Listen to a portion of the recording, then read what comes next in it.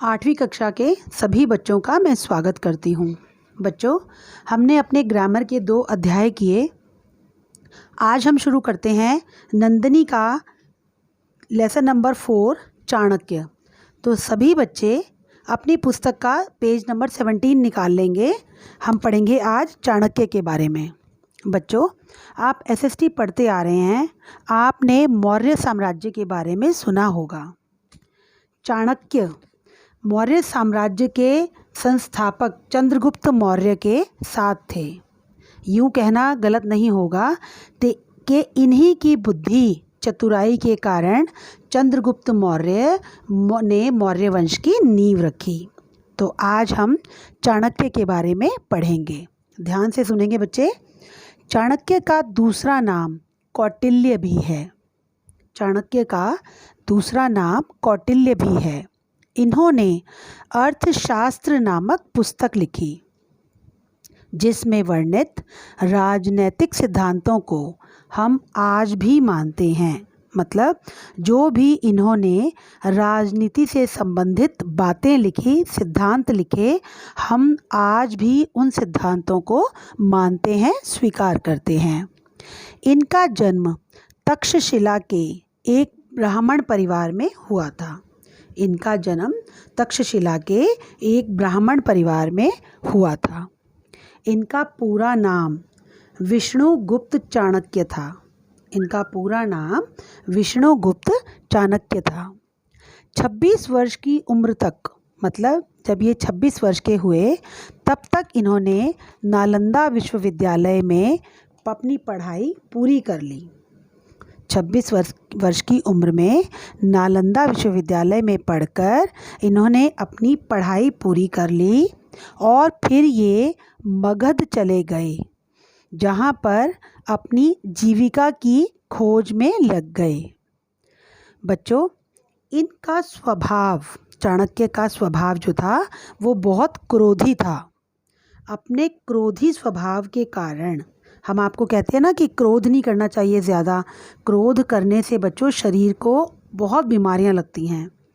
तो चाणक्य का जो स्वभाव था, इनका स्वभाव बड़ा क्रोधी था।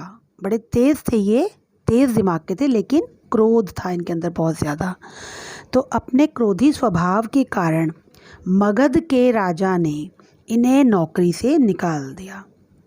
जब ये अपनी जीविका के लिए, नौकरी के लिए पढ़ लिख कर मगध राज्य में गए, तो मगध के राजा ने इन्हें नौकरी पर रख लिया, लेकिन इनके क्रोधी स्वभाव के कारण उसने जल्दी ही इन्हें नौकरी से निकाल दिया।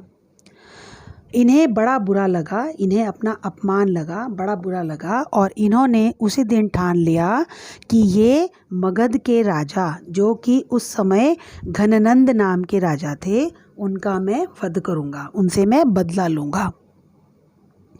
बाद में इन्होंने नंदवंश तथा घननंद का विनाश करने का प्रण लिया।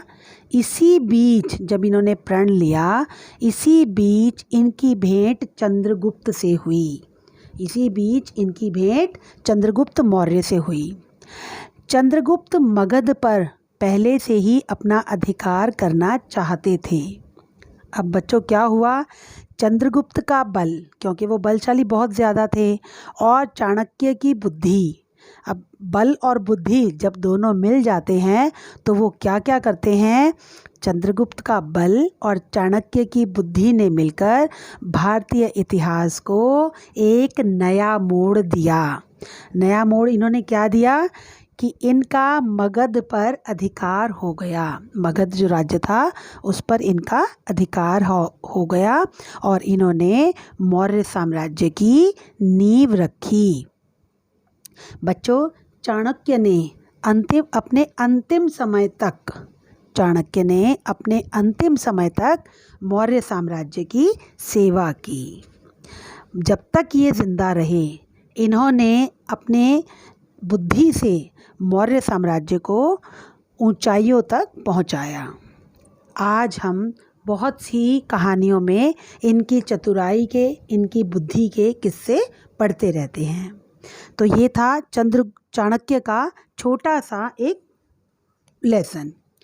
अब हम बेटे 20 पेज पे 20 पेज पे जो क्वेश्चन दिए हुए हैं अब हम वो करेंगे। देखिए पहला है, चाणक्य का जन्म कहाँ हुआ था।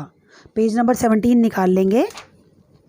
पेज नंबर 17 पे नीचे से थर्ड लाइन देखिए बच्चों, ये देखिए मैं कॉपी में दिखा रही हूँ, बुक में दिखा रही हूँ आपको। इनका जन्म तक्षशिला के एक ब्राह्मण परिवार में हुआ था। उसके बाद क्वेश्चन नंबर 2, चाणक्य को कौटिल्य क्यों कहा जाता है। अब मैंने आपको बताया ये पेज नंबर 18 पे थर्ड लाइन, चाणक्य परम विद्वान परंतु क्रोधी एवं उग्र स्वभाव के थे। अपने उग्र तथा गूढ़ स्वभाव के कारण ही वे कौटिल्य भी कहलाए। ये बच्चों सेकंड का आंसर है। थर्ड है आपका, मगध के शासक का नाम लिखिए। तो मगध के शासक का नाम है, ये देखिए, घननंद। ये मैंने आपको क्वेश्चन के आगे भी लिख दिया है। ये देखिए बच्चों, ये दिखाई दे रहा होगा आपको, मगध के शासक का नाम घननंद था। फिर चाणक्य ने मगध का नया सम्राट किसे घोषित किया। चाणक्य ने मगध का नया सम्राट चंद्रगुप्त मौर्य को घोषित किया। बच्चों ये चारों क्वेश्चन आप कॉपी में कर लेंगे। अगले अध्याय के साथ हम अगली कक्षा में फिर मिलेंगे। तब तक के लिए अपना ध्यान रखें, पढ़ते रहें, अपना काम पूरा करते रहें।